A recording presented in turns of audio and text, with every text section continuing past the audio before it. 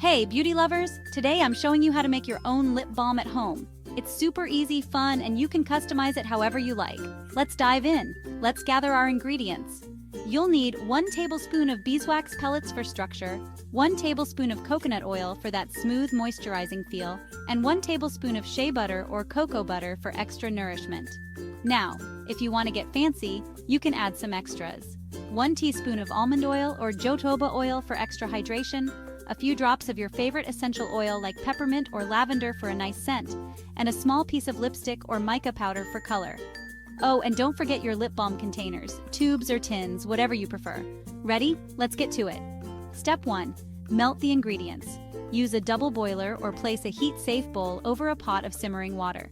Melt the beeswax, coconut oil, and shea or cocoa butter together, stirring occasionally until everything is fully melted.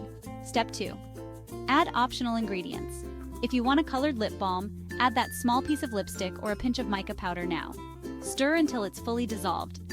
Add a few drops of your chosen essential oil for a lovely fragrance and stir well. Step 3. Add extra oils. If you're using almond oil or jojoba oil, add it to the mixture now and stir until everything is well combined. Step 4.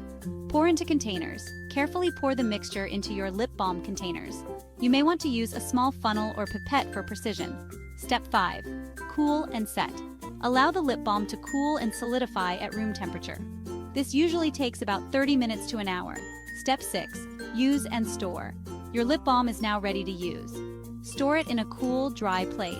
If you're gifting them or making them in bulk, label them for a personal touch. And there you have it, your very own DIY lip balm. Perfect for keeping your lips soft and hydrated, and it makes a great handmade gift too. Remember, if you prefer a firmer balm, add a little more beeswax.